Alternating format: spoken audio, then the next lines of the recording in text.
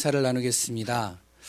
부활의 참된 기쁨을 누리시기 바랍니다.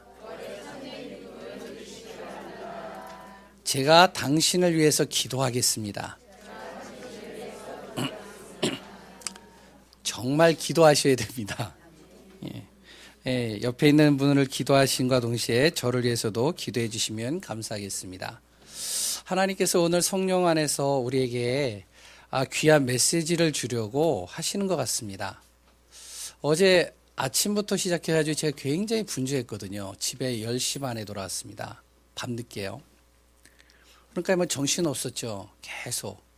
오늘 새벽에 이제 좀 충분하게 새벽 예배를 드리고 기도를 해야 되는데 또 부활절 연합 예배라고 해서 오늘 교회에서 새벽 예배를 마치고 또 이제 함께 모이는 교회 가서 같이 예배를 드렸습니다. 사랑교회에서요. 돌아오니까 7시가 넘었어요. 집에 오니까요. 뭐 여러 가지 준비하고 뭐 하다 보니까요. 시간이 금방 가더라고요. 교회를 왔어요. 왔는데 또 여러 사람들을 만나고 뭘 하고 하다 보니까 또 시간이 막 가는 거예요. 정작 기도를 해야 되는데 기도할 시간이 많이 없었던 겁니다.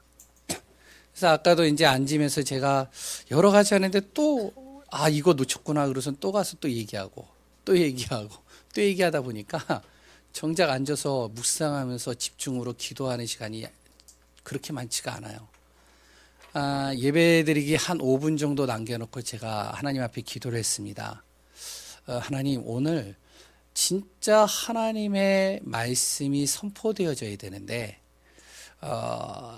하나님께서 나의 입술을 붙들어 주시고 오늘 우리 귀한 성도님들이 오늘 부활절 예배에 참석하셨는데 정말로 부활의 참된 소망, 그 말씀이 들려지고 깨달아지고 확인되는 시간 되게 해달라고. 왜냐하면 설교는요 제가 하는 게 아니거든요. 물론 제가 메시지를 준비합니다. 그리고 제 입술을 통해서 설교를 하겠죠.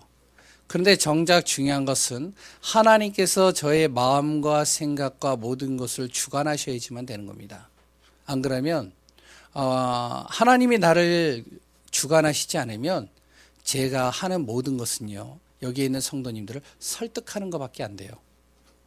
설득해서 사람이 바뀌겠습니까? 안 바뀌거든요. 하나님이 역사해야지만 바뀌는 겁니다. 그래서 오늘도 하나님께서 강권적으로 나를 역사하시고 오늘 말씀 속에서 정확한 하나님의 비밀을 발견하는 시간 되게 해달라고 기도하시는 시간들 되시기 바랍니다. 오늘도 저를 따라서 한번 같이 고백하는 시간을 갖겠습니다. 예수님은 하나님 만나는 길 되신 참 선지자 그리스도이십니다. 예수님은 죄와 저주에서 해방하신 참 제사장 그리스도이십니다.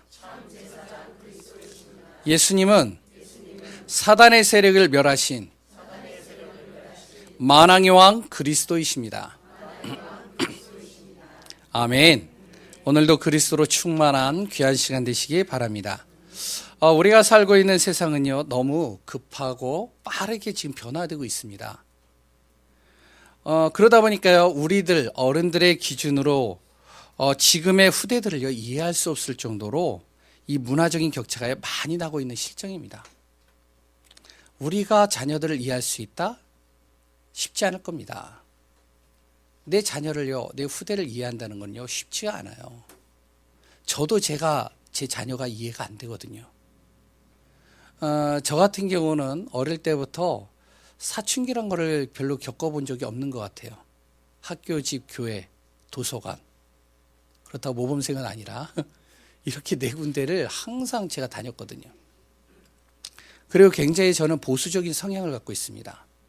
19년 이상을 정말로 렘넌트 사역과 또한 교육적인 책들을 좀 보고 많은 여러 가지들을 또 듣고 또한 그런 데를 접하고 또한 많은 렘넌트들을 또 같이 이렇게 양육도 하고 또한 이렇게 지금까지 지냈던 사람입니다.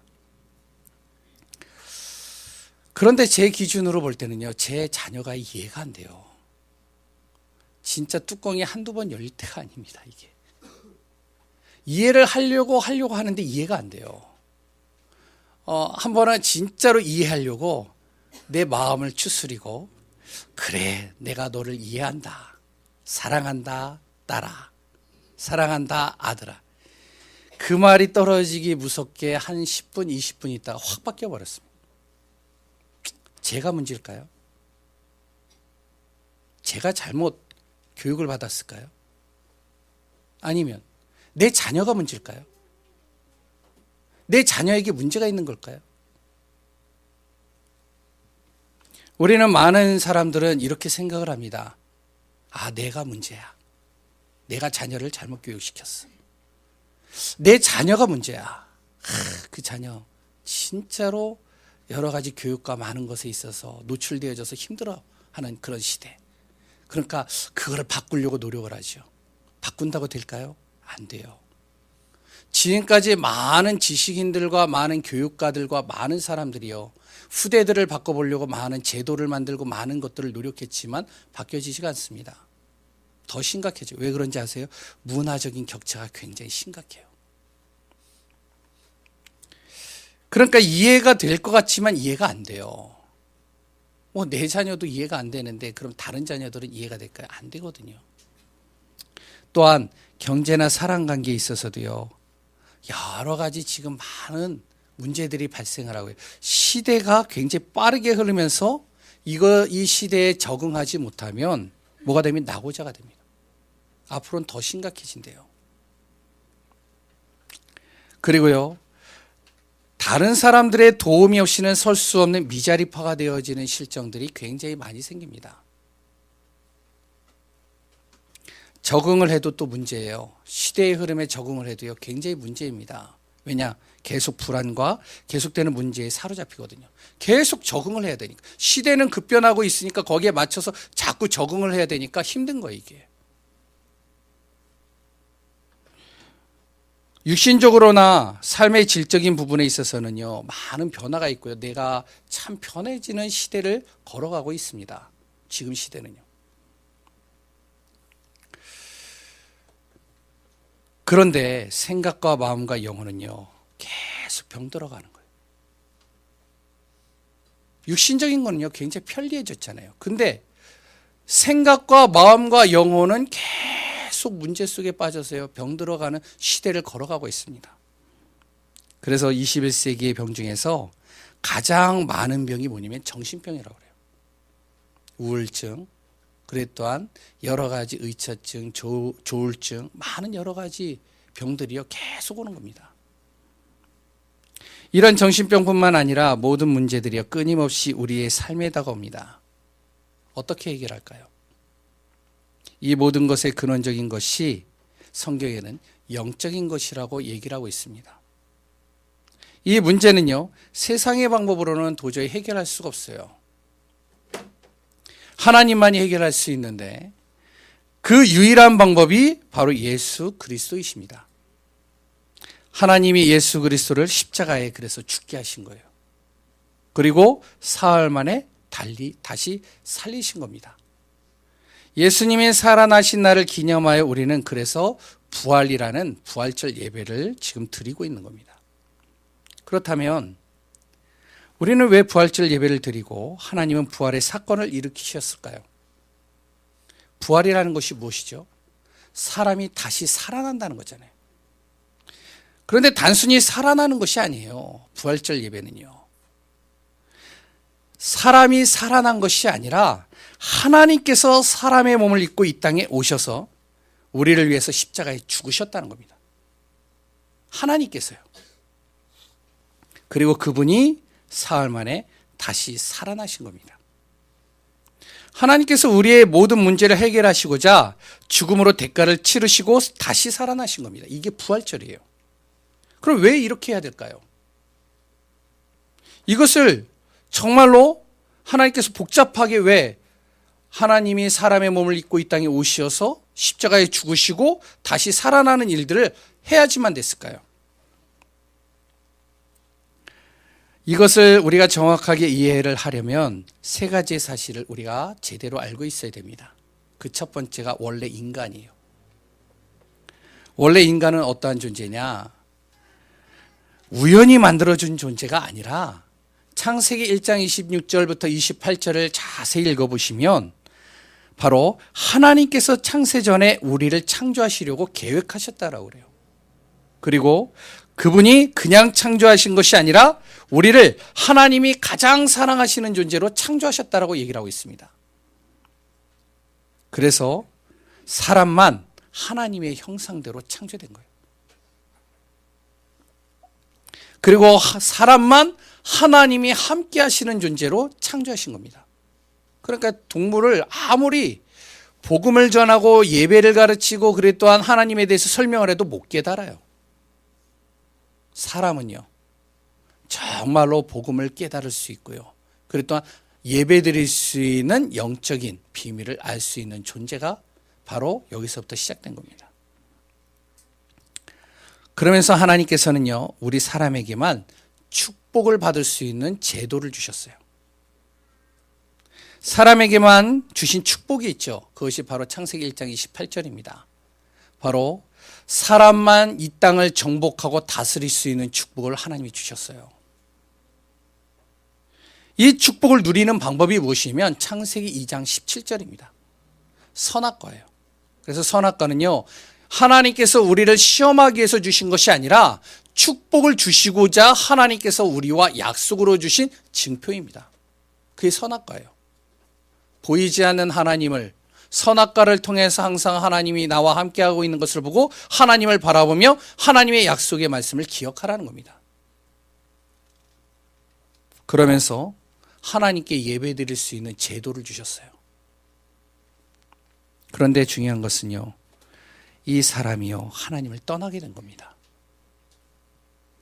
하나님을 떠나는 순간 어떻게 되어지면 모든 것을 다 잃어버린 거예요.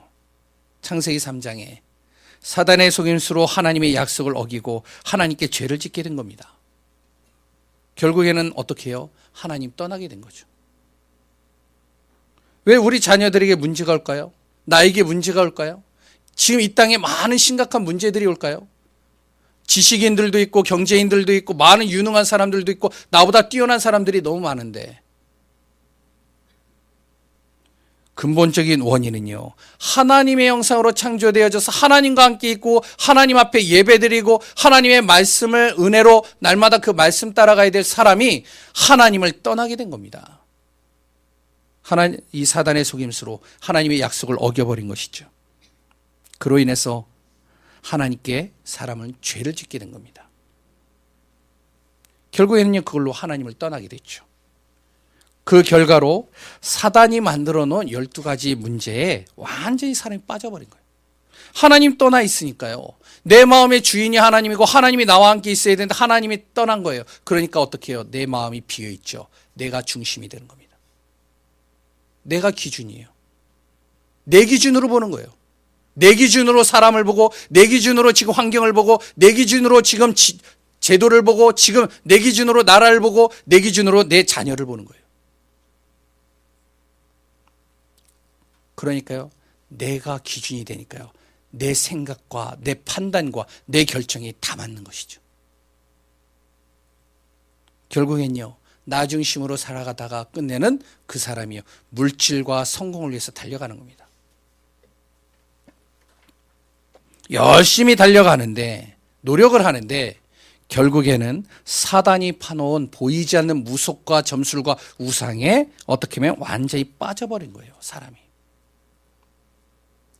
직장에 가도요, 문화를 봐도요, 우리나라의 전통을 봐도요, 교육을 봐도요, 모든 것에 다 무엇이 들어가 있냐면 무속과 점술과 우상이요, 그 속에 다 들어가 있는 겁니다. 결국엔요, 사람은요, 운명 사주팔자에 묶여 인생이 되고 만 거예요. 결국엔 사단이 파놓은 함정, 틀, 이 올무에 사람이 잡혀버린 겁니다. 보이지 않죠? 느껴지지 않죠? 그러니까요, 사람들은요, 뭔가 나름대로 세상의 방법으로 이 문제를 해결해 보려고 노력하는 겁니다. 모르니까요. 알면은 해결해 보려고 하겠는데 모르니까 세상의 방법으로 해결하는 거예요. 열심히 돈도 벌어봅니다. 열심히 교육도 시켜봅니다. 열심히 많은 것들을 꾸며보기도 합니다. 근데 안 돼요. 스스로 해결하면 해결할수록 또 다른 문제에 빠지고 더 큰 문제에 빠지게 됩니다. 아니, 생각을 해보세요. 후대 얘기가 나와서 그렇죠. 다시 한번 얘기를 하면 진짜로 후대 교육을 제대로 시키는 사람이 누구죠? 교육가잖아요. 교사들이나 교수들이잖아요. 왜? 많은 지식을 가지고 많은 여러 가지를. 그런데 그 교수와 교사들 자녀들은요, 더 심각한 우울증에 빠져 있는 아이들이 더 많습니다. 정신적으로 문제 있는 아이들이 더 많아요. 왜 그럴까요? 답을 몰라서요. 자기 나름대로 스스로 해결해 보려고 노력을 하고 세상의 방법으로 하는데 안 되는 거예요. 결국에는요, 더 저주와 재앙으로 빠지게 돼요. 멸망의 길로 가는 겁니다. 그럼 어떻게 해결할 수 있을까요? 사람의 방법으로는요, 도저히 해결할 수 없어요.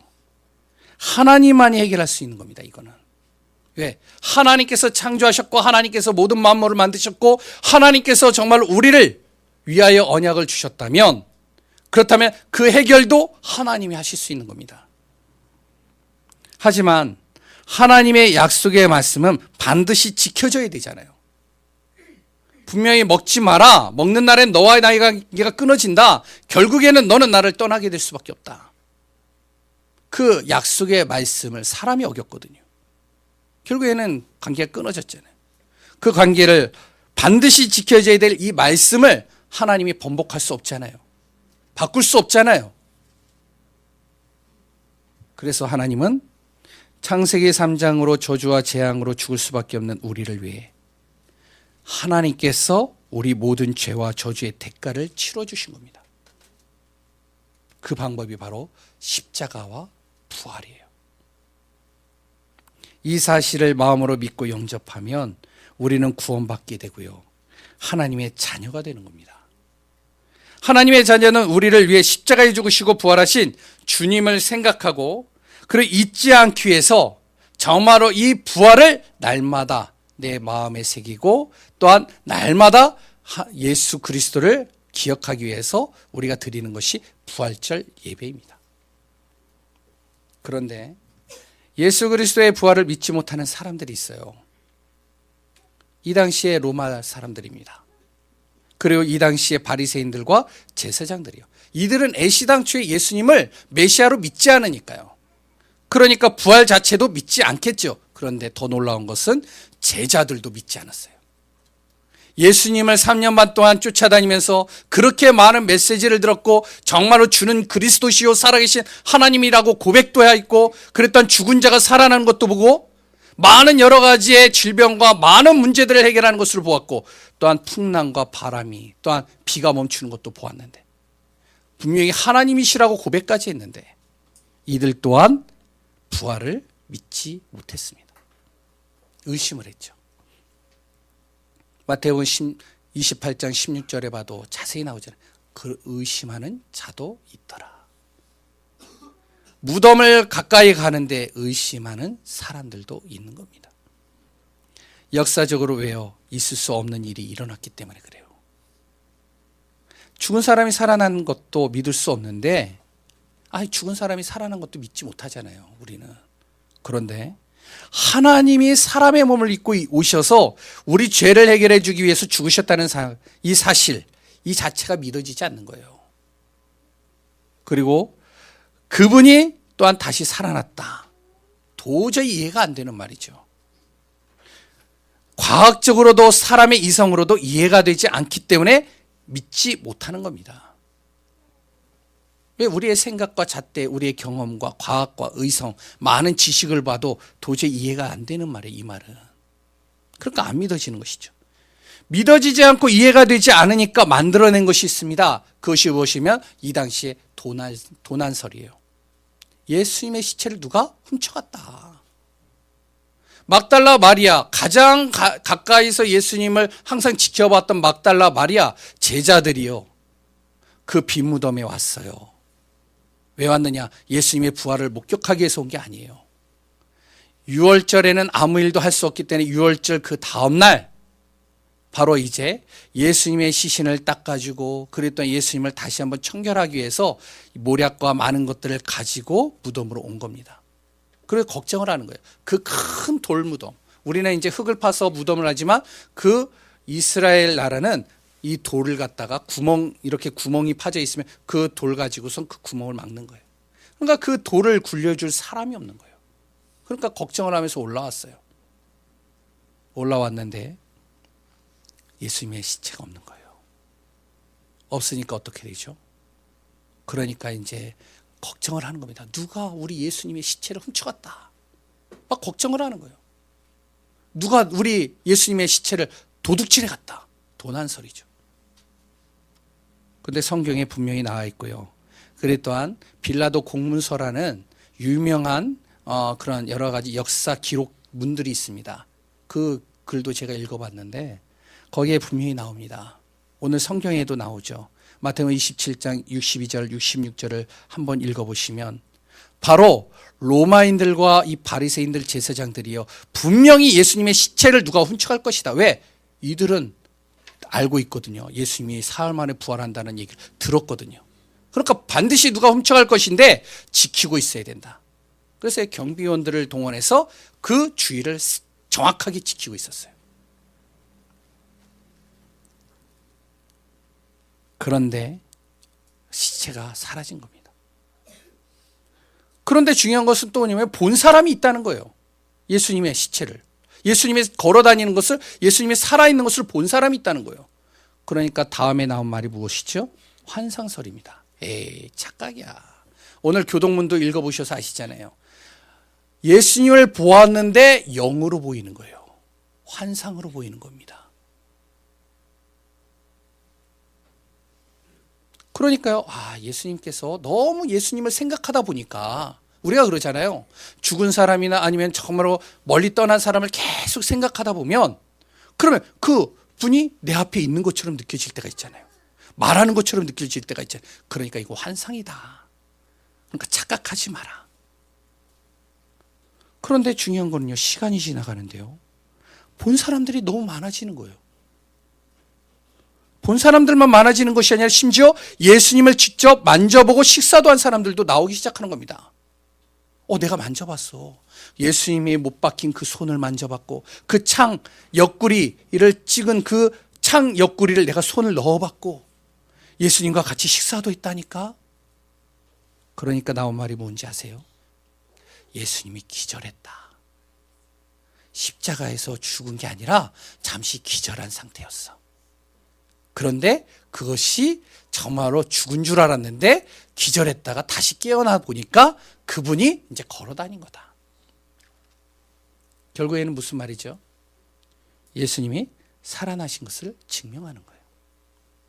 예수님이 죽을 때는 창으로 허리를 찔렀을 때 피와 물이 분리됐다라고 나와요. 의학적인 용어로 난 잘 모르겠지만 의학적인 말로는 사람이 죽으면 피와 물이 분리가 된대요. 그러니까 예수님은 완벽하게 죽은 거예요. 피와 물을 다 쏟아쓰셨으니까요. 그런데 그 예수님이 살아나신 것을 증명하는 겁니다. 도난설, 환상설, 기절설. 지금도 예수 그리스도의 부활에 대해 허황된 말이라고 하는 사람들이 있어요. 거짓말이라고 하는 사람이 있습니다. 불가능하다라고 말하는 사람들, 그건 절대 불가능해. 어떻게 사람이 죽었다 살아나? 그런데 사람이 죽었다 살아나는 것도 불가능한데 하나님이 사람의 몸을 입고 이 땅에 오셔서 십자가에 죽으셔서 부활했다? 에이, 거짓말이야. 그런데 어느 종교도요, 이 부활절은요, 흉내낼 수도 없고 가능하게 할 수도 없는 겁니다. 그래서 부활절은 기독교만 있는 거예요. 다른 종교에는 없습니다.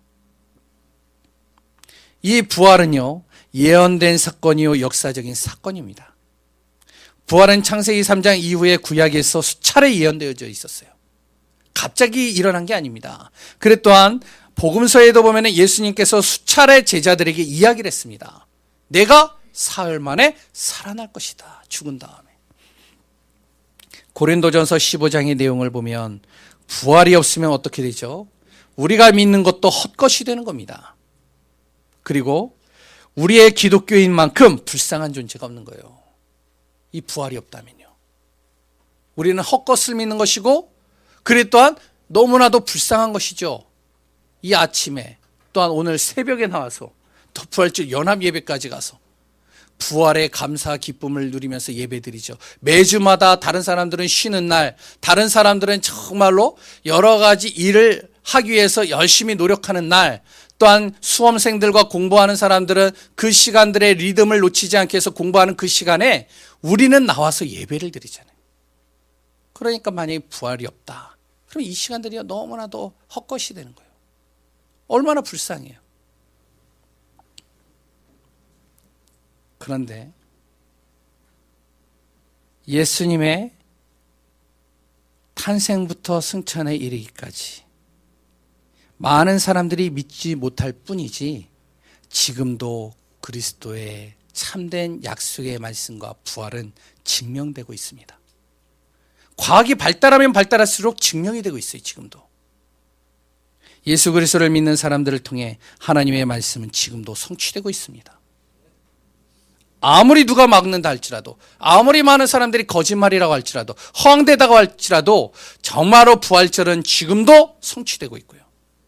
부활의 참된 소망과 그 역사는 지금도 우리 안에서 일어나고 있다는 사실입니다. 그렇다면 이 사실을 믿는 우리를 주님은 어떻게 해요? 부활의 증인으로 부르셨다는 사실입니다. 우리를 구원받은 하나님의 자녀가 되는 정도가 아니라 이 땅의 부활의 증인으로 세우신 거예요. 이 사실을 믿으시기 바랍니다. 초대교회 성도들을 부활의 증인으로 세우셔서 사도행전의 역사를 이뤄갔듯이 지금도 우리 자신을 부활을 믿는 사람들을 통해서 주님은 그리스도의 일을 이뤄가고 계시다는 겁니다. 여기에 우리를 증인으로 부르신 거예요. 그래서 우리는 날마다 부활하신 그리스도를 고백하는 삶이 되어야 됩니다. 제가 요새 고백을 많이 해요. 내 자녀를 보면서 고백한다니까요. 내 힘으로는 도저히 내 자녀 해결이 안 되는데 저 자녀를 위해서 예수님께서 십자가에 죽으시고 부활하셨지 않습니까? 그래서 뭐라고 하셨어요? 나는 안 되는데 주는 그리스도시오 살아계신 하나님의 아들이십니다. 내 자녀에게. 참 요새요 제가 많이 갱신을 합니다. 저를 많이 바꿔요. 제 어머니가 저를 알거든요. 굉장히 보수적인 성향을, 집안 자체가 유교 집안이고요. 저는요 굉장히 저는 율법이 강한 사람이에요. 제 잣대를 가지고는요 다 죽여요. 진짜 그렇습니다. 그러면요 진짜 살아남는 사람 없어요. 저도 죽어요. 말을 안 할 뿐이죠. 근데요 복음이 나를 많이 바꿨어요. 야, 왜? 내가 할 수 없잖아요. 내가 그 사람을 바꿀 수 없고 나를 못 바꾸는데요. 그러니까 율법이 강한 사람들은요 자기 말에 죽습니다. 그래서 우리는요 날마다 그리스도가 고백돼야 돼요.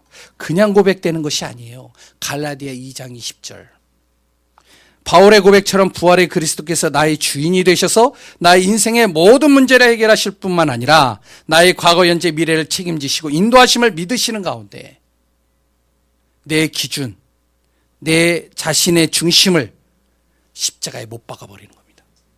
나는 할 수 없다. 그런데 하나님이 하시면 된다. 고린도 교회에 바울이여 들어가세요. 뭐라고 그랬는지 아세요? 그렇게 복음을 전하는데 또 지나고 나면 우상으로 들어가요. 그랬을 때 이 바울이 하는 말이 있습니다. 나의 나 된 것은 하나님의 은혜로 되어졌다. 마찬가지로 너희들도 하나님의 은혜 안에 있기를 원한다. 갈라디아서에 갈라디아 사람들에게 그렇게 우상과 정말로 세상 속으로 들어가는 그 사람들에게요. 나도 내 자신을 그리스도께 십자가에 못 박았다. 내 안에 그리스도께서 사시는 것이다. 너희들도 그리스도가 살았으면 좋겠다. 그리스도가 주인 되어지는 고백을 하는 겁니다. 이러한 마음의 중심을 담고 마태복음 16장 16절의 고백이 나의 삶의 고백이 되시기 바랍니다. 주는 그리스도시요 살아계신 하나님의 아들이십니다. 고백과 함께 부활하신 그리스도께서 주신 메시지를 또 언약으로 잡고 나의 현장과 하는 일을 속에서 증인으로 서야 됩니다. 고백만 하면 안 돼요. 주님께서 부활하신 다음에 그냥 바로 하늘로 올라가신 것이 아니라 바로 제자들과 믿는 사람들에게 주신 메시지가 있습니다. 부활의 메시지죠. 그 메시지가 무엇이죠? 마태복음 28장 16절에서 20절. 모든 족속으로 가서 복음을 전해라. 마가복음 16장 15절에서 18절. 하나님의 자녀는 만민에게 복음을 전해라. 사도행전 1장 8절. 바로 땅 끝까지 복음을 전해라. 내가 할 수 없기 때문에 성령의 권능을 너에게 주실 것이다. 사단이 가장 두려워하는 존재가 무엇인지 아세요? 바로 사람 중에 가장 두려워하는 사람이 있습니다. 그 사람은요, 구원받은 하나님의 자녀가 아니에요. 구원받은 하나님의 자녀도요, 사단이 속일 수가 있어요. 사단이 순간순간 우리의 약점을 가지고 파고들을 때가 많습니다. 그런데 사단이 가장 두려워하는 사람이 누군지 아세요? 그 사람이 복음의 증인으로 서는 사람입니다. 복음 안에 있으면 된다. 복음이 증거되면 된다. 복음 안에서 내가 정말로 하나님 바라보면 된다. 우리 교회가 정말로 복음 안에 서면 되는 겁니다. 그러면 우리 교회가요, 작은 규모가 아니에요. 정말로 우리 교회만 가지고도 이 지역을 살릴 수가 있다니까요.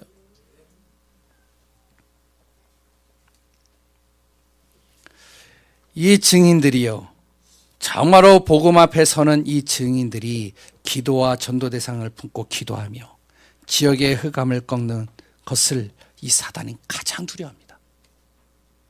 왜일까요? 흑암이 무너지니까 그래요. 우리가 기도할 때 흑암이 무너진다니까요. 내가 가정을 놓고 기도할 때 흑암이 무너지는 거예요. 지금 보여지는 현상을 가지고 속지 마시라니까요. 발악하는 거라니까요.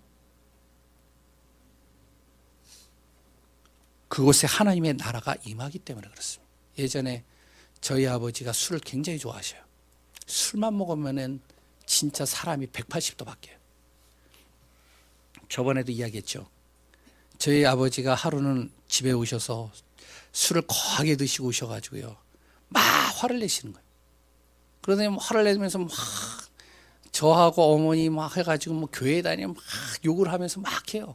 그러더니 화가 나니까요, 그 앞에 있는 찬장의 유리를 팍 깨버려요. 깨고선요, 입으로 씹어먹는 거예요. 이게 우리 아버지예요. 제가 그런 기질을 가지고 태어난 사람이에요. 저도 독해요. 복음화로 많이 바뀌어졌어요. 그런데 그 막 씹어먹고요, 막 난리를 치는 거예요. 저는요, 옆에서 바들바들 떨죠. 어린 나이니까요. 어머니가 그 모습을 보면서요, 저보고 뭐라 하는지 아세요? 빨리 들어가래요. 엄마도 들어가더래요. 아빠가 이 거실에서 주방에서 난리를 치는 거예요. 엄마가 들어가고 제가 들어갔어요. 어머니가 하는 말이 있어요. 지금 사단이 발악하는 거다. 우리 기도하자. 시간이 지나면 잠잠해질 거다. 아니나 할까 1시간 동안 막 하다가요, 그러다가 아버지가 쓰러지셨어요. 막 혼자서 막 하다가요. 그러고서 이제 어머니가 나오니까 뭐라고 그런지 아세요? 그렇게 난리쳤던 아버지 하는 말이 있어요. 아, 춥다. 여보, 나 추워. 어머니가 이제 아버지를 저하고 둘째고 들여보내고 거의 다 치우시고, 그래서 이제 씻기우시고, 입안에 있는 거 이제 뭐 어떻게 했는지 모르겠지만 하여튼 그러고서 이제 눕혀놨어요. 다음날 일어났는데요, 내가 언제 그랬냐요. 사단은요, 어떻게 해서든지 우리를요 속입니다. 복음의 증인으로 내가 안 서 있으면 순간순간 속아요. 사단은 발악합니다. 그런데 결국에는 흑암은 무너지게 돼 있어요. 하나님의 나라는 임하게 돼 있습니다. 결국에는 저희 아버지가 예수 믿게 됐고요, 결국에는 우리 어머니의 보호자가 되고요, 결국에는 하나님께서 사랑하시는 자로 바뀌었습니다. 그러면서 우리는요, 후대들에게 십자가와 부활을 각인뿌리 체질이 되도록 해줘야 됩니다. 이들은 우리의 미래이기 때문에 그래요. 다 포기하거든요. 학교도 포기를 해요. 그리고 또 세상도 포기를 해요. 가정도 포기를 합니다. 그러니까 후대들은요, 어떻게 했냐, 정말 우리의 미래인데 완전히 무너지는 거예요. 후대들을 우리가 방치하라는 얘기가 아닙니다. 복음으로 이해하는 거예요. 저도 잘 안 돼요. 왜? 율법적인 성향이 강해요, 저도. 그래서 날마다 고백을 합니다. 그리고 복음의 메시지를 전달합니다. 안 들어요. 그래도 전달을 해요. 제 아내가 전달하고요. 저도 좀 상태가 좀 괜찮으면, 상태가 이상하면 저 전달 안 하거든요. 근데 상태가 괜찮으면 또 전달해요, 저도. 그리고 복음 안에서 기도합니다. 결국에는 하나님께서 문을 여시고 응답을 이루어 가실 겁니다. 여기에도 그런 증인들이 많이 있다라고 저는 알고 있어요. 우리는 부활의 증인으로 하나님 부르신 겁니다. 하나님의 자녀에게 있어서 오늘만이 부활을 생각하는 것이 아니라 날마다 부활을 누리고 생각하시기 바랍니다. 구원받은 하나님의 자녀가 그렇다면 부활의 참된 비밀을 누리는 우리가 꼭 해야 될 것이 있어요. 언약의 말씀을 날마다 확인하시기 바랍니다. 복음의 말씀을요. 그러면서 영적인 힘을 날마다 공급받아야 돼요. 왜? 내가 힘을 공급받지 못하면 그러면 어떻게 이길 수가 없잖아요. 사단은 계속 공격을 하는데, 흑암은 공격을 하는데 내가 그걸 이길 수 없잖아요. 내가 그것을 바꿀 수는 없지만 내가 거기에 무너져서는 안 되잖아요. 현장에서 영적인 사실을 볼 수 있는 눈을 또 열어야 됩니다. 그래야지 우리가 제대로 도울 수가 있고요. 제대로 기도할 수가 있는 거예요. 날마다 부활의 소망 되신 그리스도 예수 안에서 승리하시길 기도합니다. 하나님 감사합니다. 부활의 첫 열매가 되시고 우리를 부활의 증인으로 부르신 주님, 정말로 부활이 사실적으로 믿어지고 그 부활의 참된 소망과 응답을 누리는 귀한 분들 되게 하여 주옵소서. 살아계신 예수 그리스도의 이름으로 기도합니다. 우리 찬송가 100